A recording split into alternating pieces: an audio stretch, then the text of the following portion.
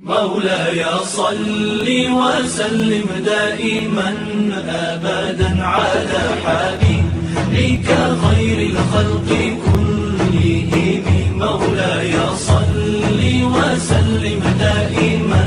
أبدا على حبيبك خير الخلق كلهم.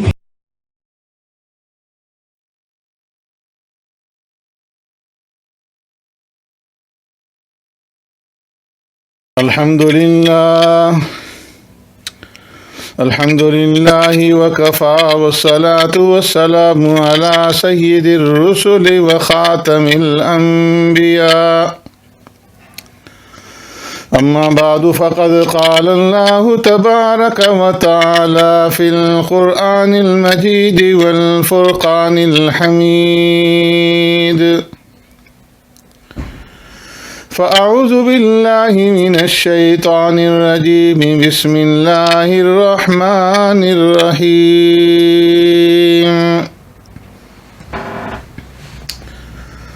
وعد الله الذين آمنوا منكم وعملوا الصالحات ليستخلفنهم في الأرض كما استخلف الذين من قبلهم. صدق الله مولانا العظيم. وعد الله الذين آمنوا منكم. وعدہ کیا اللہ تبارک و تعالی نے ان لوگوں سے جو ایمان لائے تم میں سے. وعملوا الصالحات اور اعمال صالحہ کیے. لَيَسْتَخْلِفَنَّهُمْ فِي الْأَرْضِ کہ بلا شبہ اللہ تبارک و تعالی ان کو زمین کا خلیفہ اور حاکم بنائے گا. كَمَا اسْتَخْلَفَ الَّذِينَ مِن قَبْلِهِمْ جیسا کہ تم سے پہلے بنی اسرائیل کو بنایا تھا. آمنت باللہ و بآیاتی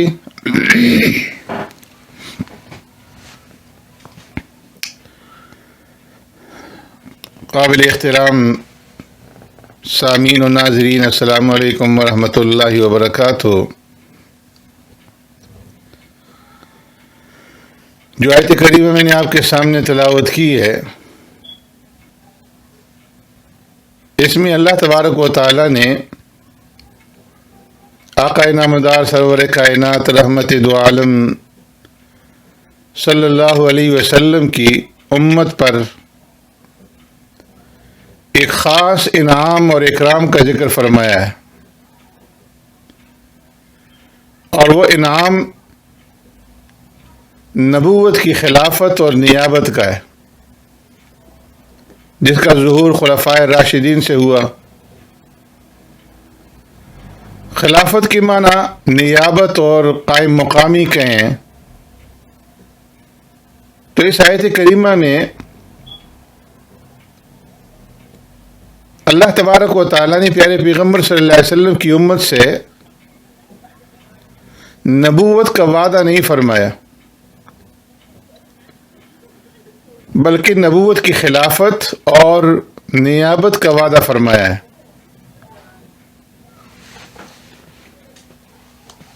اللہ تبارک و تعالیٰ نے کسی آیت میں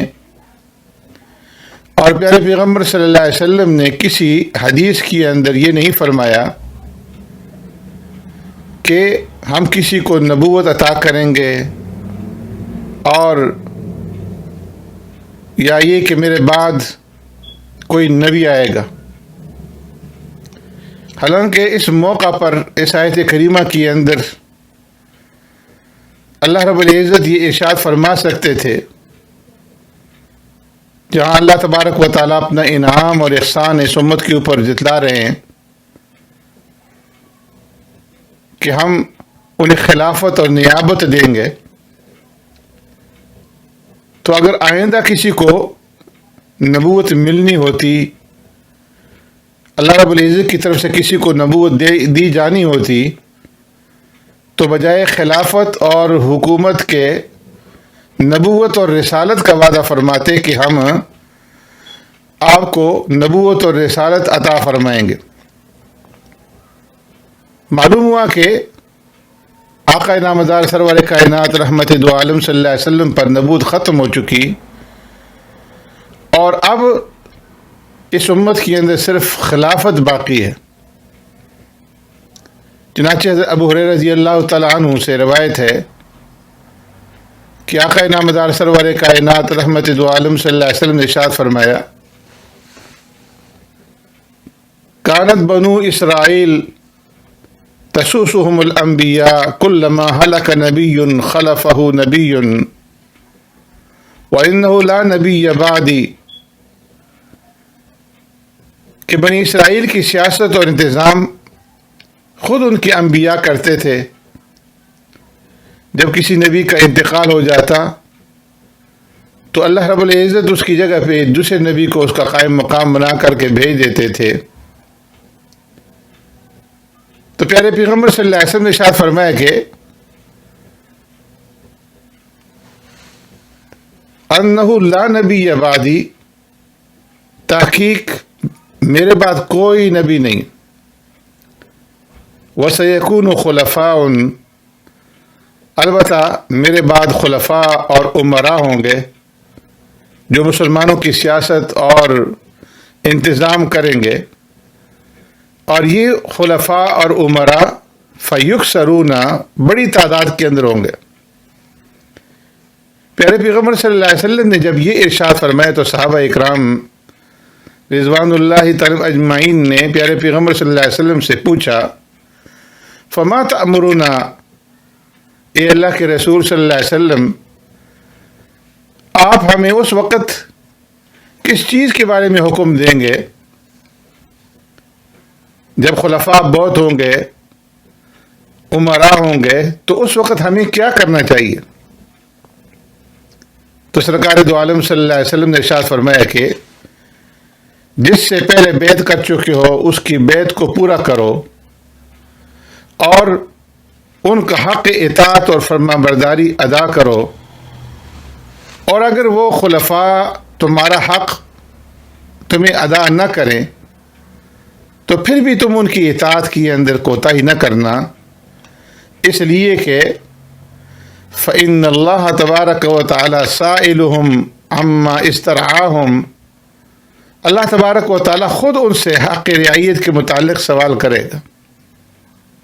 اس حدیث سے صاف طور پر معلوم ہو گیا کہ پیارے پیغمبر صلی اللہ علیہ وسلم کے بعد کوئی نبی نہیں ہوگا۔ ہاں خلفاء اور امراء ہوں گے، اور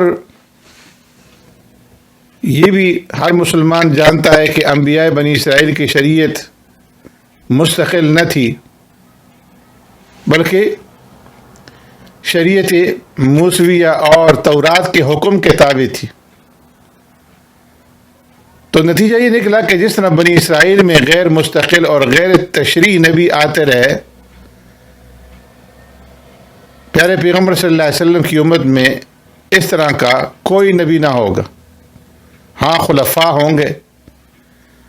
پہلی امتوں میں سیاست اور انتظام اور اصلاح کے لیے نبوت تھی، اور پیارے پیغمبر صلی اللہ علیہ وسلم کی اس امت میں سیاست اور اصلاح کے لیے نبوت کے قائم مقام خلافت ہوگی۔ نبوت ختم ہو چکی، اصلاح اور سیاست کے لیے خلافت کو اللہ تبارک و تعالیٰ نے باقی رکھا ہے۔ اسی طرح ایک روایت کے اندر ابی مالک الاشعری رضی اللہ تعالیٰ عنہ سے مروی ہے، فرمایا قال رسول اللہ صلی اللہ علیہ وسلم ان اللہ تبارک و تعالی بدأ هذا الامر نبوۃ ورحمہ، کہ اللہ تبارک و تعالی نے اس امر کو نبوت اور رحمت بنا کر شروع فرمایا، اور پھر بعد میں نبوت نہ رہے گی، ایک عرصے کے بعد نبوت کا سلسلہ نہیں رہے گا، وَكَائِنًا خَلَافَةً وَرَحْمَةً، صرف خلافت اور رحمت رہ جائے گی. اور پھر اس خلافت اور رحمت کے بعد پھر ایک وقت ایسا آئے گا کہ صرف کاٹ کھانے والی سلطنت رہے گی. اور پھر اس کے بعد ایک وقت ایسا آئے گا کہ پھر صرف تکبر اور تجبر اور امت میں فساد ہوگا. حضرت ابن عباس رضی اللہ تعالیٰ عنہما سے روایت ہے، قال رسول اللہ صلی اللہ علیہ وسلم لی النبوۃ ولکم الخلافہ، کہ پیارے پیغمبر صلی اللہ علیہ وسلم نے ارشاد فرمایا کہ میرے لیے نبوت ہے اور تمہارے لیے خلافت. اسی طرح اللہ تبارک و تعالی ارشاد فرماتے ہیں، یا ایھا الذین آمنوا اطیعوا اللہ واطیعوا الرسول واولی الامر منکم، اے ایمان والو اطاعت کرو اللہ کی اور اطاعت کرو اس کے رسول کی اور اولو الامر کی، یعنی علماء اور خلفاء کی. اس آیت میں 3 چیزوں کا رب العالمین نے حکم دیا ہے، ایک اللہ کی اطاعت، دوسرا رسول کی اطاعت، اور تیسرا اولی الامر کی اطاعت. اور اولی الامر کے متعلق پھر اللہ تبارک و تعالی نے ارشاد فرمایا، فَإِن تَنَازَعْتُمْ فِي شَيْءٍ فَرُدُّوهُ إِلَى اللَّهِ وَالرَّسُولِ، اگر تم میں اور اولو الامر میں کسی بات کے اوپر کوئی اختلاف ہو جائے، کوئی نزاع اور کوئی جھگڑا پیش آ جائے، تو ایسی صورت کے اندر تم فَرُدُّوهُ إِلَى اللَّهِ وَالرَّسُولِ، اللہ تبارک و تعالی اور اس کے رسول کی طرف رجوع کرنا، یعنی اللہ کی کتاب اور سنت رسول اللہ صلی اللہ علیہ وسلم کی طرف رجوع کرنا. اسی طرح حدیث میں اولو الامر کے متعلق پیارے پیغمبر صلی اللہ علیہ وسلم نے ارشاد فرمایا کہ السمع والطاعة حق ما لم يؤمر بمعصية فإذا أمر بمعصية فلا سمع ولا طاعة، کہ علماء اور عمراء کی بات سننا، اولو الامر کی بات سننا اور ان کی اطاعت حق اور واجب ہے اس وقت تک جب تک کہ وہ کسی معصیت کا، کسی گناہ کا، کسی نافرمانی کا حکم نہ کریں. اور جس وقت وہ کسی معصیت کا حکم دیں، کسی نافرمانی کا حکم دیں، کسی گناہ کا حکم دیں، تو فلا سمع ولا طاعہ، ایسی صورت کے اندر پھر نہ تو ان کی بات سنی جائے گی اور نہ ہی ان کی اطاعت کرنا جائز ہوگی. تو معلوم ہوا کہ پیارے پیغمبر صلی اللہ علیہ وسلم کے بعد جن کی اطاعت واجب ہوگی وہ خلفاء اور اولو الامر ہوں گے،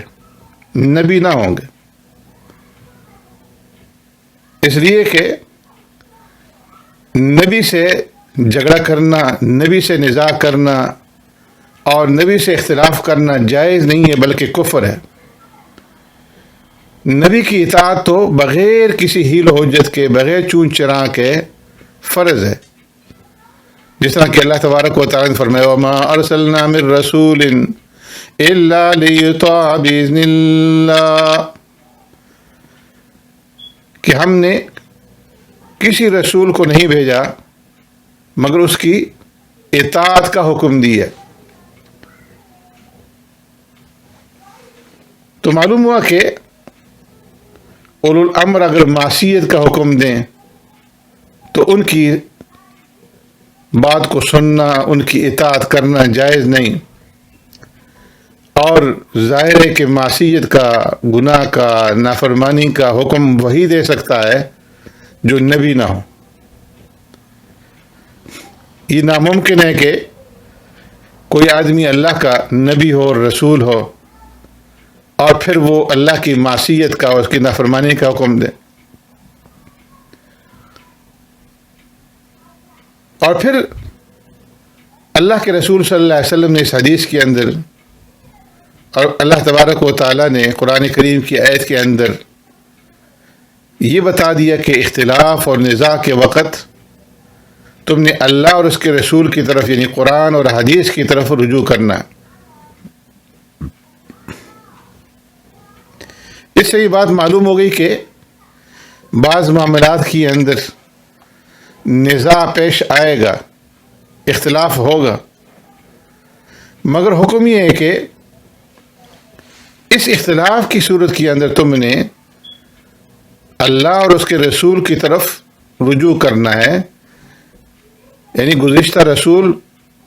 اور اس پر جو اللہ نے کتاب نازل کی ہے قرآن کریم، اس کی طرف تم نے رجوع کرنا ہے، اس آخری نبی کی لائی ہوئی شریعت کی طرف رجوع کرنا ہے۔ اگر آئندہ آپ صلی اللہ علیہ وسلم کے بعد کسی کو نبی ہونا ہوتا، کسی کو رسول ہونا ہوتا، تو پھر یہاں پر یہ نہ حکم دیا جاتا کہ تم گزشتہ نبی کی شریعت کی طرف، اللہ کی کتاب کی طرف رجوع کرو، بلکہ یہ حکم دیا جاتا کہ جو تمہارا اس وقت نبی ہوگا، جو صاحب وحی ہوگا، اس کی طرف رجوع کرو اپنے نزاع کے وقت۔ تو اس سے معلوم ہوا کہ پیارے پیغمبر صلی اللہ علیہ وسلم خاتم الانبیاء ہیں۔ اگر آپ کے بعد کسی نبی ہونا ہوتا تو یہ نہ حکم دیا جاتا فَإِن تَنَازَعْتُمْ فِي شَيْءٍ فَرُدُّوهُ إِلَى اللَّهِ وَالرَّسُولِ۔ اسی طرح احادیث متواترہ سے ثابت ہے کہ پیارے پیغمبر صلی اللہ علیہ وسلم نے اپنے بعد سیدنا ابو بکر صدیق رضی اللہ تعالی عنہ اور سیدنا فاروق اعظم رضی اللہ تعالیٰ عنہ کی اقتداء اور خلفائے راشدین کی سنت کے اتباع کا حکم دیا، لیکن کسی ایک حدیث میں بھی پیارے پیغمبر صلی اللہ علیہ وسلم نے یہ نہیں فرمایا کہ میرے بعد آنے والے نبی کا اتباع کرنا۔ تو معلوم ہوا کہ پیارے پیغمبر صلی اللہ علیہ وسلم آخری نبی ہیں، خاتم الانبیاء ہیں، اور آپ صلی اللہ علیہ وسلم کے بعد کوئی نبی نہیں۔ اسی طرح اللہ تبارک و تعالیٰ نے سورہ آل عمران کے اندر میثاق انبیاء کا ذکر کیا ہے۔ فرمایا اعوذ باللہ من الشیطان الرجیم وَإِذَا أَخَذَ اللَّهُ مِيثَاقَ النَّبِيِّينَ لَمَا آتَيْتُكُم مِّن كِتَابٍ وَحِكْمَةٍ ثم جاءكم رسول مصدق لما معكم لتؤمنن به ولتنصرن۔ اس وقت کو یاد کرو جب اللہ تبارک و تعالی نے تمام انبیاء علیہ السلام سے عہد اور میثاق لیا کہ قسم ہے میری ذات کی کہ جو کچھ بھی میں تم کو دوں کتاب اور حکمت میں سے، ثم جاءکم رسول، اور پھر آخر میں تمہارے پاس ایسا عظیم الشان رسول آئے، مصدق لما معکم، جو تصدیق کرنے والا ہو اس چیز کی جو تمہارے پاس ہو۔ اگر تمہارے پاس کتاب ہے تو اس کی تصدیق کرے، تمہارے پاس نبوت ہے تو اس کی تصدیق کرے، تمہارے پاس رسالت ہے تو اس کی تصدیق کرے، صحیفہ ہے تو اس کی تصدیق کرے۔ جو تمہارے پاس کتاب اور حکمت کی چیز ہے اس کی تصدیق کرے۔ ثم جاءکم رسول مصدق لما معکم، پھر آئے تمہارے پاس عظیم الشان رسول۔ یہاں کون رسول مراد ہے؟ محمد الرسول اللہ صلی اللہ علیہ وسلم۔ تو فرمایا کہ جب میرے محبوب آئیں تم سب کے بعد، لَتُؤْمِنُنَّ بِهِ وَلَتَنْصُرُنَّ، تو تم ضرور اس پر ایمان لانا اور ضرور اس کی مدد کرنا۔ قَالَ أَقْرَرْتُمْ وَأَخَذْتُمْ عَلَى ذَلِكُمْ إِصْرِي، پھر اس آیت کے بعد فرمایا کیا تم نے اس کا اقرار کیا اور میرے اس پختہ عہد کو قبول کیا؟ قالوا اقررنا، سب انبیاء علیہ السلام بولے ہم نے اقرار کیا۔ قال فاشهدوا وانا معكم من الشاهدين، فرمایا کہ اچھا آپ نے اس اقرار کے اوپر گواہ بھی رہو، تاکہ جب اقرار کے ساتھ شہادت بھی جمع ہو جائے تو انکار نہ کر سکو، اور میں بھی تمہارے ساتھ گواہوں میں سے ایک گواہ ہوں۔ فمن تولى بعد ذلك فأولئك هم الفاسقون۔ اور خوب سمجھ لو کہ اس عہد کے بعد، اس اقرار کے بعد جو اس عہد سے روگردانی کرے گا تو ایسے ہی لوگ حکم عدولی کرنے والے ہوتے ہیں۔ اس آیت کریمہ میں اس عہد اور میثاق کا ذکر ہے کہ جو اللہ تبارک و تعالیٰ نے عالم ارواح میں تمام انبیاء علیہ السلام سے آقا نامدار سرور کائنات رحمت دو عالم صلی اللہ علیہ وسلم کے بارے میں لیا۔ اللہ تبارک و تعالیٰ نے عالم ازل میں تمام انسانوں سے ایک عہد اور میثاق فرمایا تھا،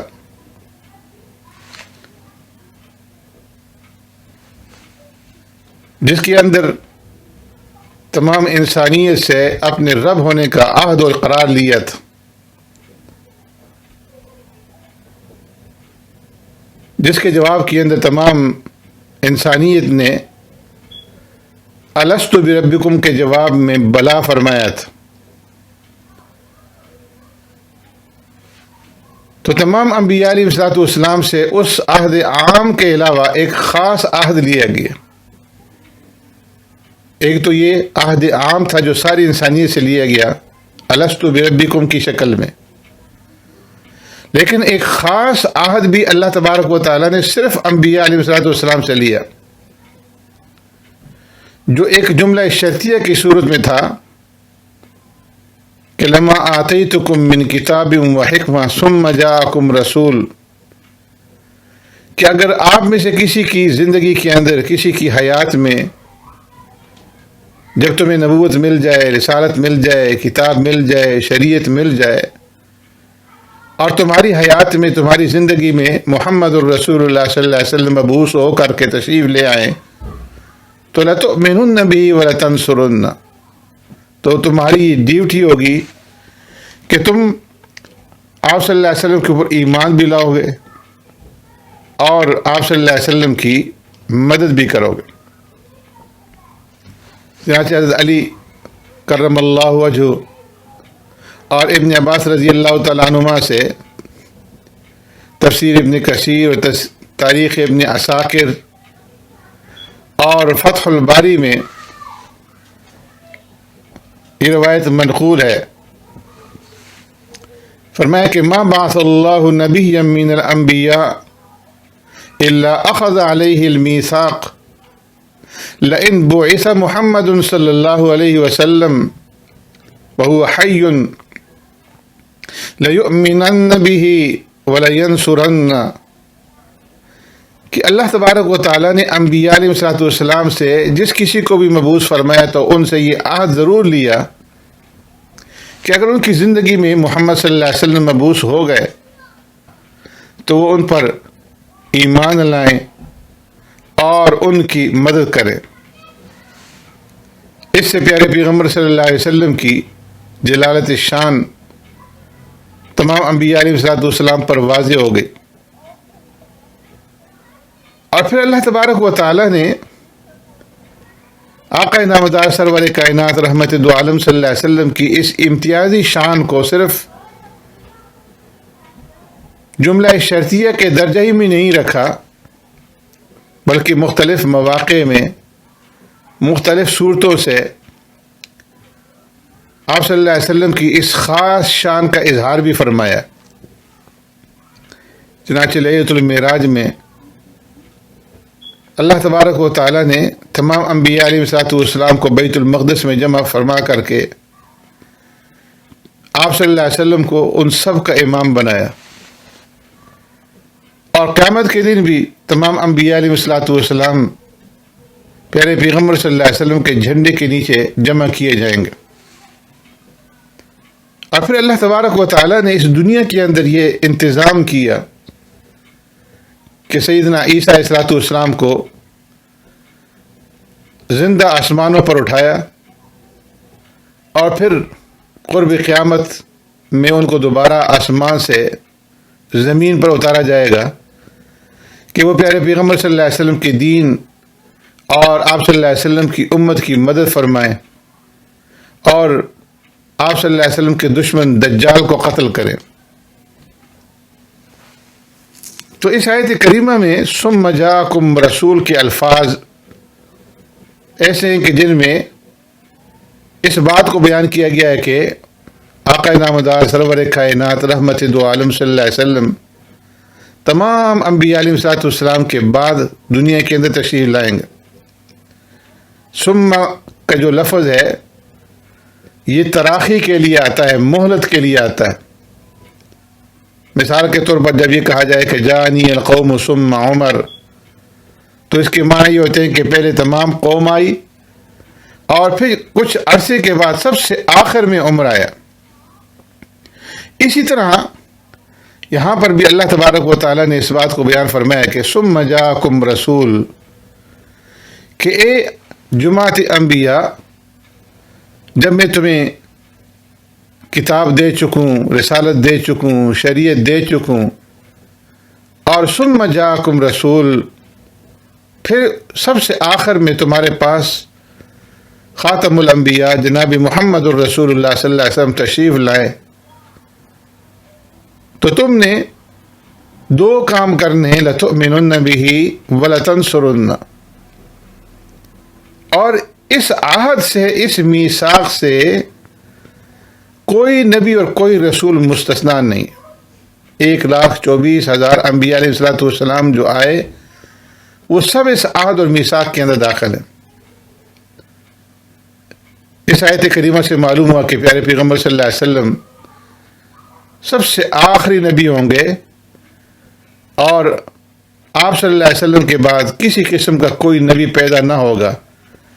نہ تشریح، نہ غیر تشریح، نہ ذلی، نہ بروزی، کسی قسم کا کوئی نبی پیارے پیغمبر صلی اللہ علیہ وسلم کے بعد دنیا کے اندر آنے والا نہیں ہے۔ آپ صلی اللہ علیہ وسلم تمام انبیاء علیہ الصلوۃ والسلام کے بعد تشریف لائیں گے، اور آپ ہی اللہ کے آخری نبی اور آخری رسول ہوں گے۔ حضرت قتادہ رضی اللہ تعالیٰ عنہ سے مروی ہے انہ اخذ اللہ میثاقہم بتصدیق بعضہم بعضا والاعلان بان محمدا رسول اللہ صلی اللہ علیہ وسلم واعلان رسول اللہ بان لا نبی بعدہ۔ حضرت قتادہ رضی اللہ تعالیٰ فرماتے ہیں کہ اللہ تبارک و تعالیٰ نے تمام انبیاء علیہ الصلوۃ والسلام سے اس بات کا عہد لیا کہ ایک دوسرے کی تصدیق کریں اور اپنے اپنے زمانے میں اس کا اعلان کریں کہ محمد الرسول اللہ صلی اللہ علیہ وسلم اللہ کے رسول ہیں، اور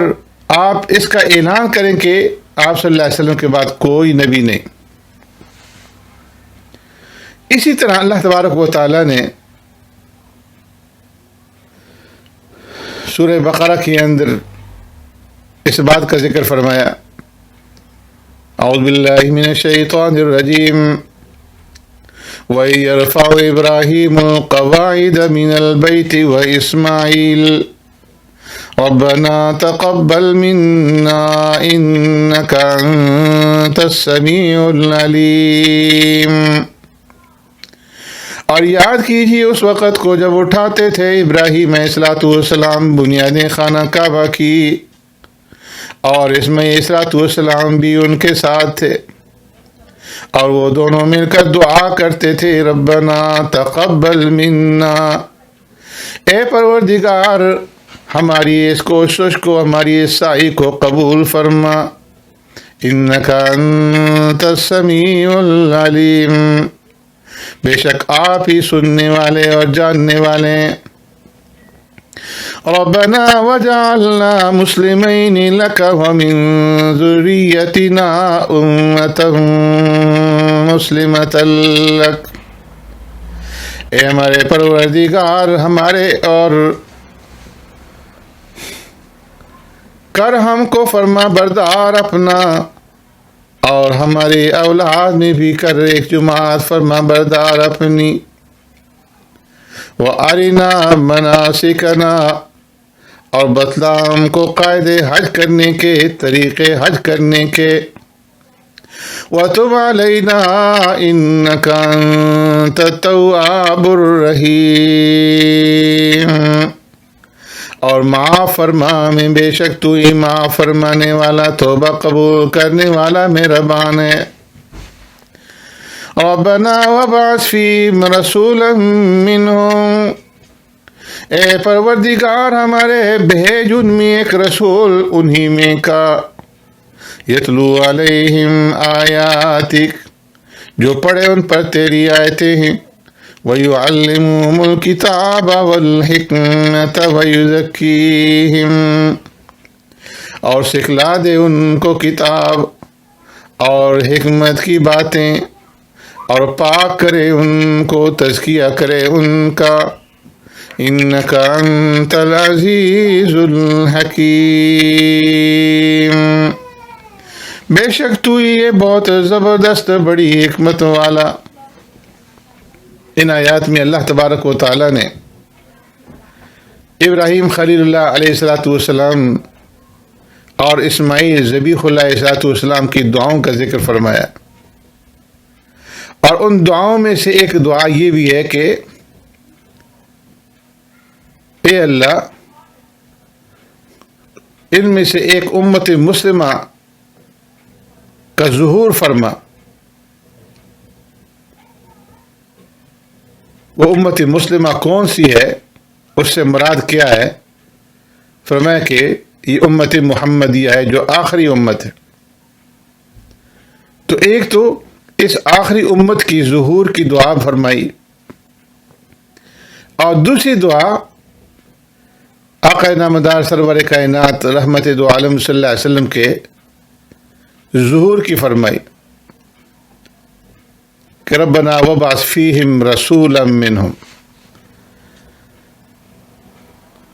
ابو العالیہ سے مروی ہے کہ جب سیدنا ابراہیم علیہ السلام نے یہ دعا فرمائی، ربنا وابعث فیہم رسولا منہم، کہ اللہ تو ان کی جانب ایک رسول انہی میں سے مبعوث فرما، یعنی امت محمدیہ صلی اللہ علیہ وسلم میں۔ تو اس دعا کے جواب میں اللہ رب العزت کی طرف سے سیدنا ابراہیم علیہ السلام کو یہ ارشاد ہوا اور یہ کہا گیا، فقیل لہ قد استجیب لک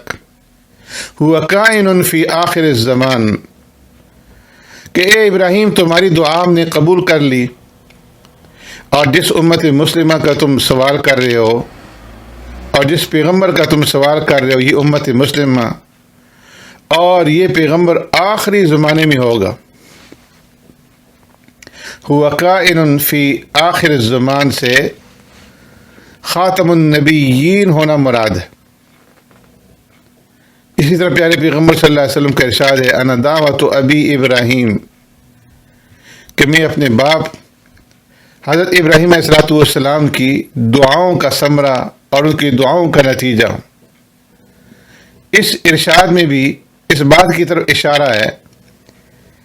کہ آقا نامدار سرور کائنات رحمت دو عالم صلی اللہ علیہ وسلم خاتم النبیین ہوں گے۔ اسی طرح امام شعبی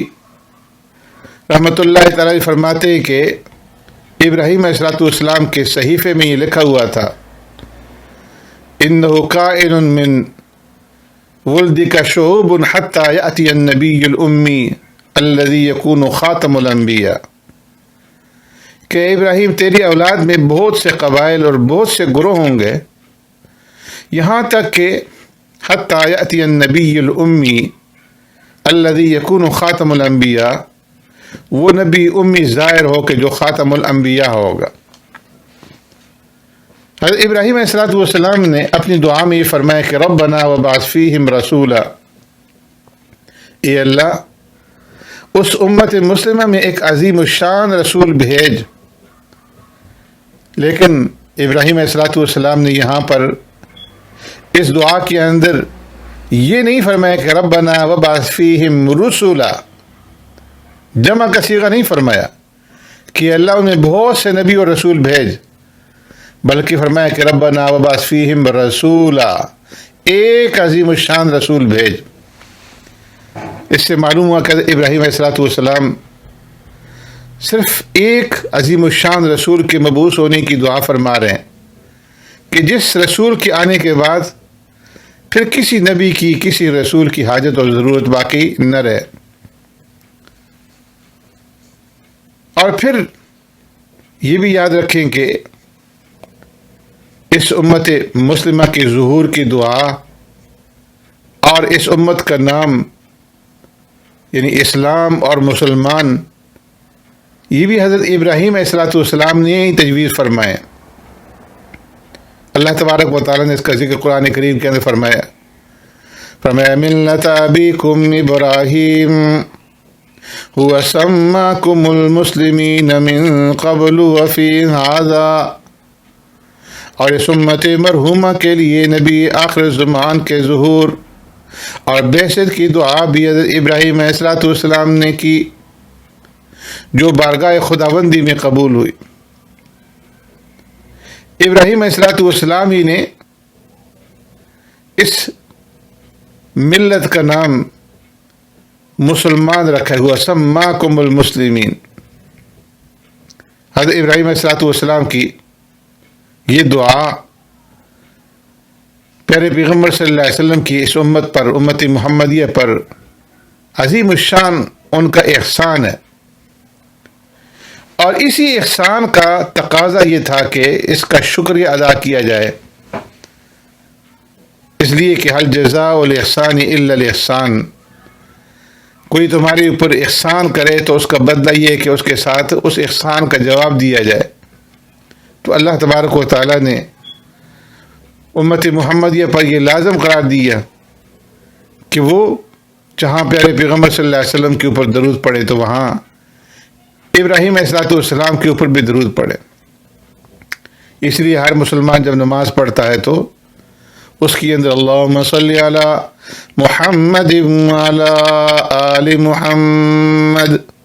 کما صلیت علی ابراہیم وعلی آل ابراہیم انک حمید مجید پڑھتا ہے، تاکہ اس احسان کا کچھ حق ادا ہو۔ اسی طرح ابراہیم علیہ السلام نے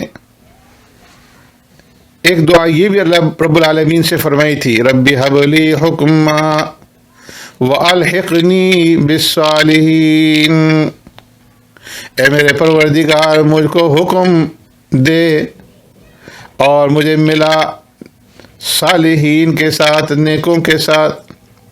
وجعل لی لسان صدق فی الآخرین، اور اے میرے پروردگار رکھ میرا بول سچا پچھلوں میں۔ یہاں پر فی الآخرین سے مراد آخری امت ہے، امت محمدی ہے۔ قرآن کریم میں امت محمدیہ کو جگہ جگہ آخرین کے ساتھ تعبیر کی ہے تاکہ اس امت کا آخری امت ہونا معلوم ہو جائے۔ تو اللہ تبارک و تعالیٰ نے حضرت ابراہیم علیہ السلام کی ان دعاؤں کو قبول فرمایا اور آخرین میں اس آخری امت کو، امت محمدیہ صلی اللہ علیہ وسلم کو مبعوث فرمایا، اور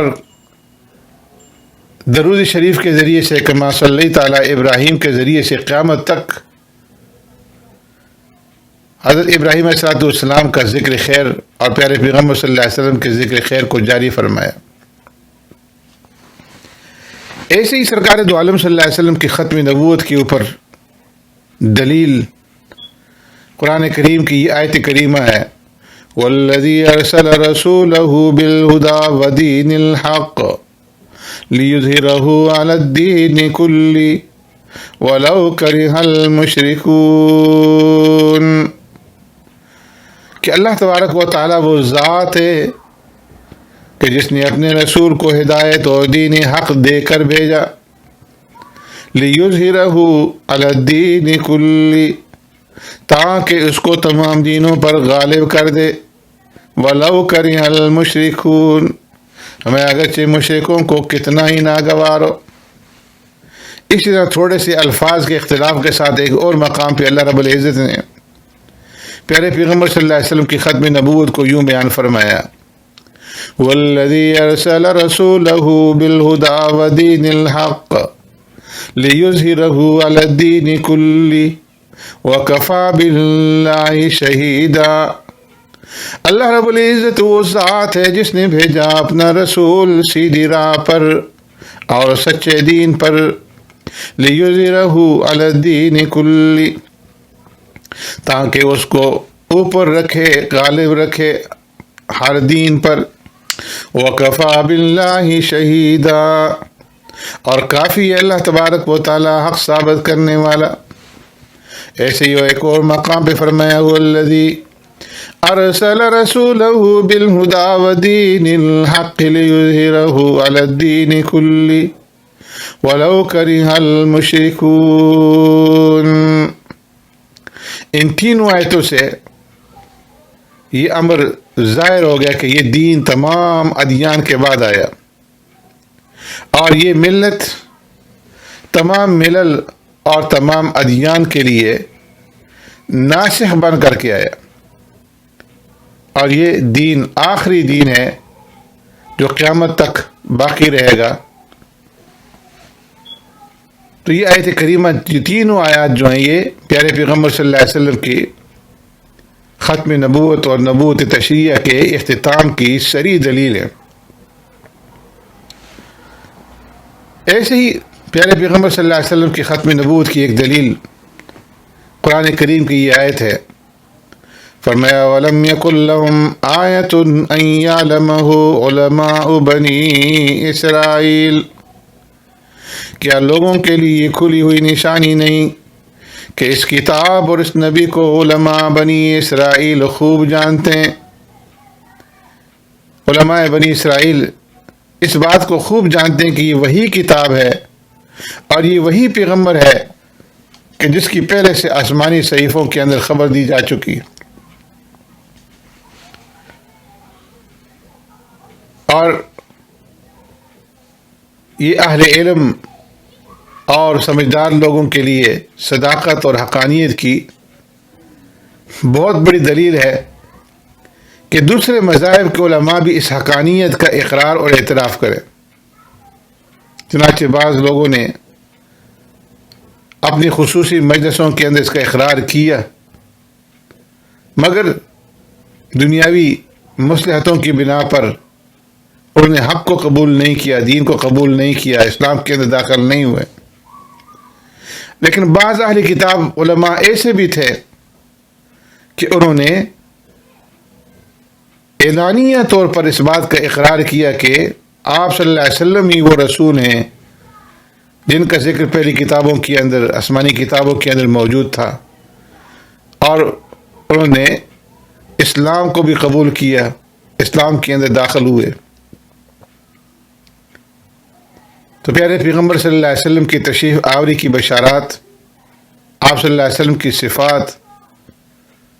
اللہ تبارک و تعالیٰ نے پہلی آسمانی کتابوں کے اندر بیان فرمائی تھی، جو ان کتابوں کے اندر موجود تھی، اور اب بھی باوجود اس کے اندر اتنا رد و بدل کے اور کانٹ چھانٹ کے اور تحریف اور تبدیل کے، پیارے پیغمبر صلی اللہ علیہ وسلم کی کچھ نشانیاں جو ہیں وہ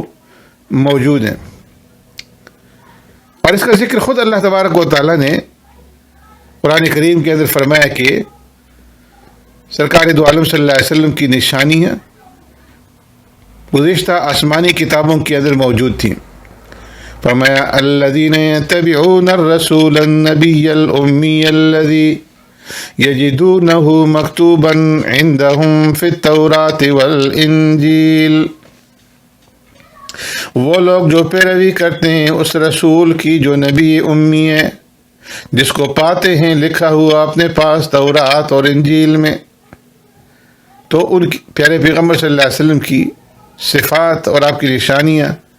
تورات کے اندر بھی موجود تھی، انجیل کے اندر بھی موجود تھی۔ اسی طرح اللہ رب العزت نے ایک مقام پہ فرمایا الذین آتیناہم الکتاب یعرفونہ کما یعرفون ابناءہم وَإِنَّ فَرِيقًا مِّنْهُمْ لَيَكْتُمُونَ الْحَقَّ وَهُمْ يَعْلَمُونَ، کہ جن لوگوں کو ہم نے کتاب دی جو اہل کتاب تھے یعنی یہود اور نصارہ، وہ سرکار دو عالم صلی اللہ علیہ وسلم کو اسی طرح پہچانتے ہیں کما یعرفون ابناءہم، جیسے وہ اپنے بیٹوں کو، اپنی اولاد کو پہچانتے، کہ جس طرح اپنے بیٹوں کی پہچان کے اندر انہیں کوئی تردد نہیں ہوتا، کسی قسم کا شک و شبہ نہیں ہوتا، اسی طرح وہ یہ جانتے ہیں ان نشانیوں کی وجہ سے کہ آپ ہی اللہ کے آخری رسول ہیں۔ لیکن اس کے باوجود وَإِنَّ فَرِيقًا مِّنْهُمْ لَيَكْتُمُونَ الْحَقَّ وَهُمْ يَعْلَمُونَ، ان میں سے ایک فرقہ حق کو جان بوجھ کر کے چھپاتے ہیں، حالانکہ الحق من ربک فلا تکونن من الممترین، حق وہی ہے جو تیرا رب نے ذکر فرمایا، جو تیرے رب نے بیان کیا۔ تو جب رب نے حق بات بیان کر دی فلا تکونن من الممترین، تو پھر کیوں تم شک کرنے والوں میں سے ہوتے ہو؟ اس لیے اس آیت کریمہ سے اور گزشتہ جو آیات میں نے آپ کے سامنے تلاوت کی، ان تمام آیات سے معلوم ہوا کہ آقا نامدار سرور کائنات رحمت دو عالم صلی اللہ علیہ وسلم اللہ کے آخری نبی ہیں، خاتم الانبیاء ہیں۔ اللہ تبارک و تعالیٰ نے نبوت اور رسالت کا سلسلہ آپ صلی اللہ علیہ وسلم کے اوپر ختم کر دیا ہے، اور اس کے اوپر نہ صرف قرآن گواہ ہے، نہ صرف احادیث گواہ ہیں، بلکہ پہلی کتابیں بھی اس کے اوپر گواہ ہیں۔ اور اللہ تبارک و تعالیٰ نے آپ صلی اللہ علیہ وسلم کی ختم نبوت کے اوپر حضرات انبیاء علیہ السلام سے عہد اور میثاق لیا۔ سبحانک اللہم بحمدک نشہد ان لا الہ الا انت نستغفرک ونتوب الیک۔